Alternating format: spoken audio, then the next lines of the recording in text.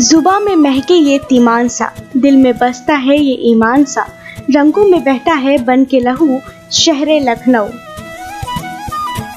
जाति, धर्म, भाषा, संप्रदाय आदि के संबंधों से पूरी तरह मुक्त भविष्य की ओर तेजी से बढ़ता हुआ लखनऊ।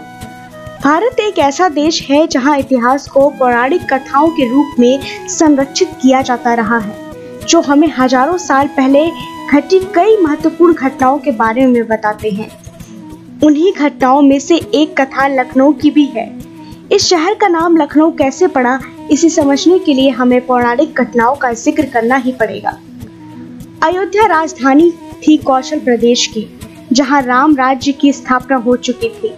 यहाँ से 150 किलोमीटर दूर आदि गंगा कही जाने वाली गोमती नदी के किनारे ऋषि मुनियों का आश्रम हुआ करता था। तब यह स्थान तीर्थ स्थल के नाम में छोटी काशी के नाम से प्रसिद्ध था। अवध नरेश श्री राम ने अपने भाई लक्ष्मण को भूमि समर्पित करते हुए इसे नया नाम दिया, लक्ष्मणपुरा, जो बाद में लखनवती और मुगल काल में उर्दू जुबान में लखनऊ कहा जाने लगा। आइए आपको लखनऊ के ऐतिहासिक स्थल के बारे में बताते हैं। बड़ा इमाम बाड़ा। बड़ा इमाम बाड़ा लखनऊ की एक ऐतिहासिक धरोहर है। इसे भूल भुलैया भी कहते हैं। इसे आसिफ उद्दौला ने बनवाया था। लखनऊ के इस प्रसिद्ध इमाम बाड़े का ऐतिहासिक और सांस्कृतिक महत्व है। इस इमाम बाड़े में एक असफी मस्जिद भी है, जहां गैर मुस्लिम लोगों को प्रवेश की अनुमति नहीं है। मस्जिद परिसर के आंगन में 2 ऊंची मीनारें हैं। इसमें विश्व प्रसिद्ध भूल भुलैया बनी है, जो अनचाहे प्रवेश करने वालों को रास्ता भुलाकर आने से रोकती थी। इसका निर्माण नवाब ने राज्य में पड़े दुर्भिक्ष से निपटने हेतु किया था। इसमें एक गहरा कुआं भी है।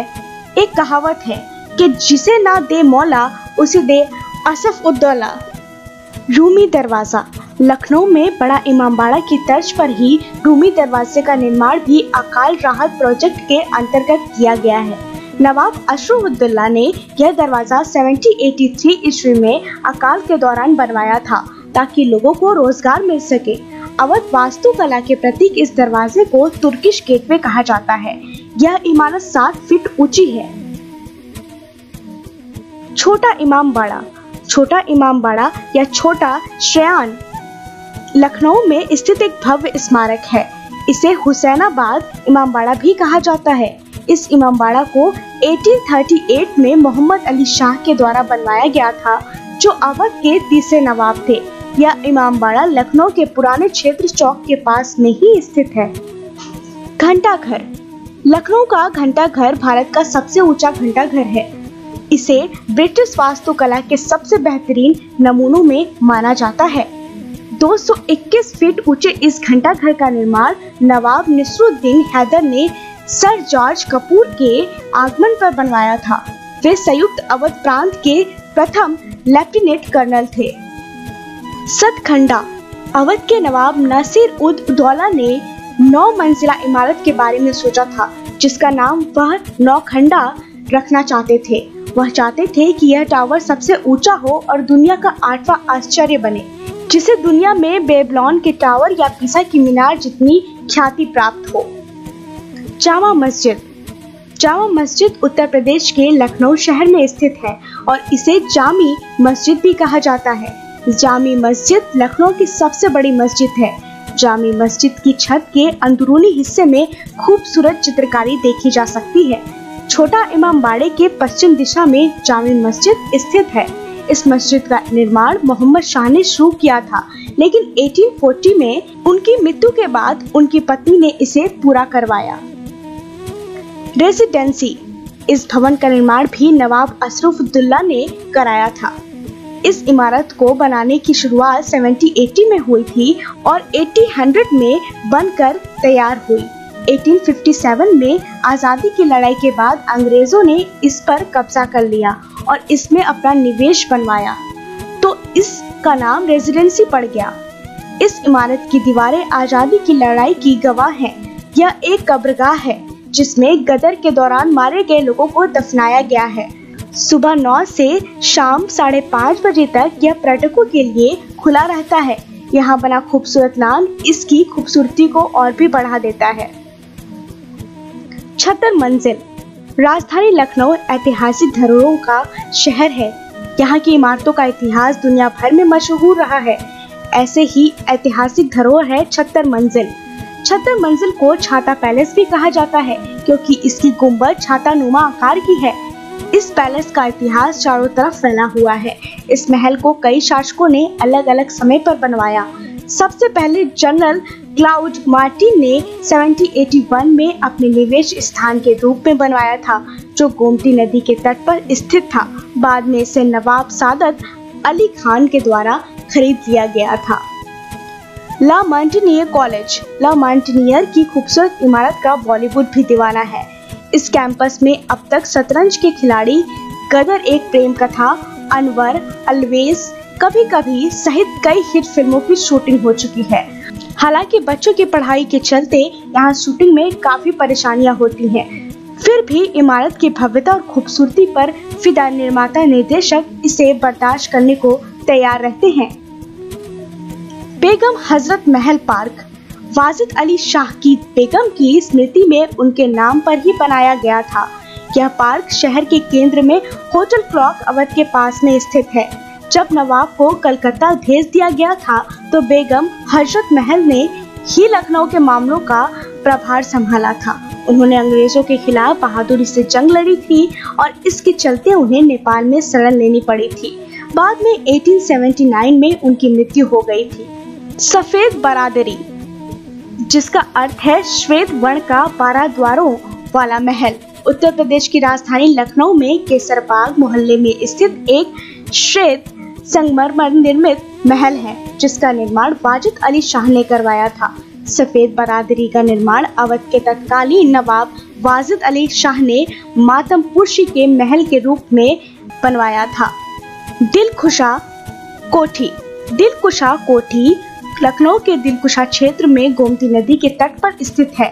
इस कोठी को सन 1800 में एक ब्रिटिश मेजर गोरे अर्सले ने बनवाया था, जो अवध के नवाब के दौसत हुआ करते थे। वर्तमान में यह कोठी या प्राचीन स्मारक एक खंडहर में तब्दील हो चुका है। इस इमारत की वास्तुकला डिजाइन में इंग्लैंड के नॉर्थम्बरलैंड के स्टान डेलावल हॉल के पैटर्न की स्पष्टता झलक देखने को मिलती है। इसे वास्तव में नवाबों के शिकार लॉज के रूप में बनवाया गया था, लेकिन बाद में इसे गर्मियों में रहने वाले घरों के तौर पर इस्तेमाल किया जाने लगा। जनेश्वर मिश्रा पार्क। लखनऊ और एशिया का सबसे बड़ा पार्क यानी जनेश्वर मिश्रा पार्क घूमना बिल्कुल भी ना भूलें। लखनऊ में वर्ष 2014 में जनेश्वर मिश्र पार्क का अनावरण हुआ। इस पार्क में पेड़ पौधों, jogging track, golf course, open gym, साथ ही बच्चों के लिए शानदार झूले मौजूद हैं। इस पार्क में सब कुछ इतना भव्य है कि आप एक बार आने के बाद इस पार्क में बार बार आना पसंद करेंगे। यह पार्क लखनऊ शहर के गोमती नगर एक्सटेंशन में लगभग 378 एकड़ में स्थित है। इस पार्क में आप गंडोला नाव का भी मजा ले सकते हैं। शहीद स्मारक। लखनऊ के शहीद स्मारक को लखनऊ विकास प्राधिकरण द्वारा उन अज्ञात और गुमनाम सेनानियों के लिए बनवाया गया है जिन्होंने 1857 में आजादी के पहले युद्ध में अपनी जान गंवा दी। यह अच्छी तरह जाना जाता है कि लखनऊ में आजादी की पहली लड़ाई में लखनऊ के कई निवासी शासकों और नवाब वाजिद अली शाह व उनकी बेगम हजरत महल ने बढ़ चढ़कर इस आंदोलन में हिस्सा लिया था। लखनऊ की भाषा की अगर बात की जाए तो यहाँ उर्दू और हिंदी दोनों ही भाषाओं का प्रयोग होता है। कपड़ों की बात करें तो चिकन लखनऊ की प्रसिद्ध शैली है। कढ़ाई और कशीदाकारी की यह लखनऊ की कशीदाकारी का उत्कृष्ट नमूना है और लखनवी जरदोजी यहाँ का लघु उद्योग है, जो कुर्ते और साड़ियों जैसे कपड़ों पर अपनी कलाकारी की छाप चढ़ाते हैं। इस उद्योग का ज्यादातर हिस्सा पुराने लखनऊ के चौक इलाके में फैला हुआ है। यहाँ के बाजार चिकन कशीदाकारी की दुकानों से भरे हुए हैं। मुर्रे, जारी, बखिया, टिपची, टप्पा आदि 36 प्रकार के चिकन की शैलियाँ होती हैं। इसके माहिर एवं प्रसिद्ध कारीगरों में उस्ताद फयाज खान और हसन मिर्जा साहिब थे। लखनऊ आए और टुंडे कबाब नहीं खाया तो क्या खाया आपने। टुंडे कबाब बनाने के लिए लगभग 100 प्रकार के मसालों का प्रयोग किया जाता है। यह इतने मुलायम होते हैं कि मुंह में जाते ही घुल जाते हैं। आज टुंडे कबाब इतना फेमस हो चुका है कि बेंगलोर में भी इसकी एक शाखा खोल दी गई है। इसके अलावा प्रकाश की कुल्फी, इदरिस की बिरयानी, शर्मा की चाय, नैनीताल मोमोज, बास्केट चाट लजीज स्वाद के लिए जाने जाते हैं। आज लखनऊ में क्या नहीं है और जो नहीं है वो आने वाले समय में हो जाएगा। Race course stadium, river front, water park, auditoriums, सभा स्थल, science centre, golf city, hospital, metro, flyover, ऊंची इमारतें, इलेक्ट्रॉनिक मीडिया का मुख्यालय, विधानसभा, एयरपोर्ट, एक्सप्रेसवे, रिवर रोड, विशाल चौराहे, मुख्य स्टेशन, चिड़ियाघर, प्लेनेटोरियम, संग्रहालय, स्मारक, विश्वविद्यालय, इंजीनियरिंग कॉलेज, मेडिकल कॉलेज, नए पुराने बाजार, ओला उबर जैसे ऑनलाइन टैक्सी सुविधा, हर वो व्यवस्था लखनऊ में है और आती जा रही है जिससे एक शहर आधुनिक बनता है।